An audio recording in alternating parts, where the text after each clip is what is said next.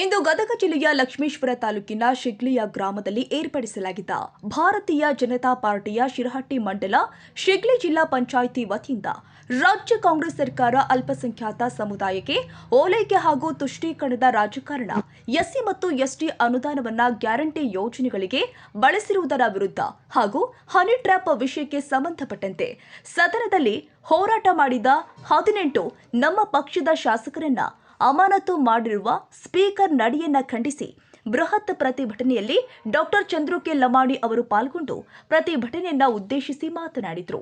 ಈ ಸಂದರ್ಭದಲ್ಲಿ ಶಿರಹಟ್ಟಿ ಮಂಡಲ ಅಧ್ಯಕ್ಷರು ಆದ ಶ್ರೀ ಸುನಿಲ ಮಹಂತ ಶೆಟ್ಟರ್ ಅವರು, ಶ್ರೀ ಗಂಗಾಧರ ಮೆಣಸಿನಕಾಯಿ, ಅನಿಲ್ ಮುಳುಗುಂದ, ಶ್ರೀ ಅಶೋಕ್ ಶಿರಹಟ್ಟಿ, ಶ್ರೀ ಡಿವೈ ಹನಗುಂದ, ಶ್ರೀ ಸಂಜೀವ್ ದೇಸಾಯಿ, ಶ್ರೀ ಕೃಷ್ಣ ಬಿದರಳ್ಳಿ, ಶ್ರೀ ಅನಿಲ್ ಮುಳಗುಂದ, ಶ್ರೀ ವೀರಣ್ಣ ಅಕ್ಕೂರ್, ಶ್ರೀ ಹುಚ್ಚಪ್ಪ ಹೂಗಾರ್, ಶ್ರೀ ನಟರಾಜ್ ಪವಾಡದ, ಶ್ರೀ ಪರಶುರಾಮ್ ತಳವಾರ್, ಶ್ರೀ ತುಕ್ಕಪ್ಪ ಪೂಜಾರ್, ಶ್ರೀ ಬೊತ್ತಣ್ಣ ತೋಟದ, ಶ್ರೀ ಮನೋಜ್ ರಗಟಿ, ಶ್ರೀ ಮಹಂತೇಶ್ ತಳವಾರ್, ಶ್ರೀ ಎಸ್ವಿ ಹರ್ತಿ, ಶ್ರೀ ವಿಶಾಲ್ ಭಟ್ಟಗುರ್ಗಿ, ಶ್ರೀ ಬಸವರಾಜ್ ಬೆಳಗಟ್ಟಿ ಮುಂತಾದವರು ಉಪಸ್ಥಿತರಿದ್ದರು.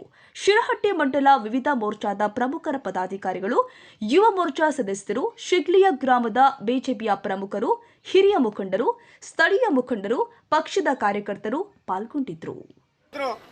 ಆ ಭಾಗ್ಯಗಳು ಇವತ್ತು ಏನಾಗಿದೆ ಅನ್ನೋದ್ರ ಬಗ್ಗೆನೂ ಸಹಿತ ನಮ್ಮ ಜನತೆಗೆ ಗೊತ್ತಿರುವಂತಹ ವಿಷಯ.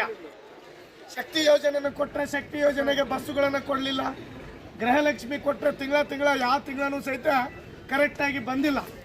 ಇವತ್ತು ಭಾಳಷ್ಟು ಜನ ಯಾವಾಗ ಬರುತ್ತೆ ನಮಗೆ 2,000 ರೂಪಾಯಿ ಅಂತ ಕೇಳಿದ್ರೆ ಎಲ್ಲ ತಾಯಂದ್ರೆ ಕೇಳ್ತಿರೋದು ಏನಂದ್ರೆ ಇವಾಗ ಯಾವುದು ಚುನಾವಣೆ ಇಲ್ಲ, ಬಹುಶಃ ಜಿಲ್ಲಾ ಪಂಚಾಯತಿ ತಾಲೂಕ್ ಪಂಚಾಯತಿ ಬಂದ್ರೆ ಗ್ಯಾರಂಟಿ ಬರುತ್ತೆ ಅನ್ನೋದನ್ನ ಅನ್ಕೊಂಡಿದ್ದಾರೆ. ಅಂದ್ರೆ ಅಷ್ಟರ ಮಟ್ಟಿಗೆ ಚುನಾವಣೆ ಬಂದಾಗ ಮಾತ್ರ ಈ ಗೃಹಲಕ್ಷ್ಮಿ ಹಾಕ್ಬೇಕನ್ನೋದು ಅವ್ರು ತಲೆಯಾಗಿ ಕುಂತು ಬಿಟ್ಟೈತಿ.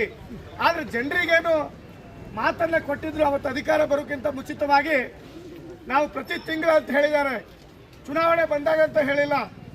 ಪ್ರತಿ ತಿಂಗಳೂ ಸಹಿತ ಎಲ್ಲ ನಮ್ಮ ತಾಯಂದರಿಗೆ 2,000 ರೂಪಾಯಿ ಕೊಡ್ತೀವಂತ ಹೇಳಿದ್ರು. ಅದರಲ್ಲಿ ಸಹಿತ ವಿಫಲತೆನ ಕಂಡಿದ್ದೀವಿ.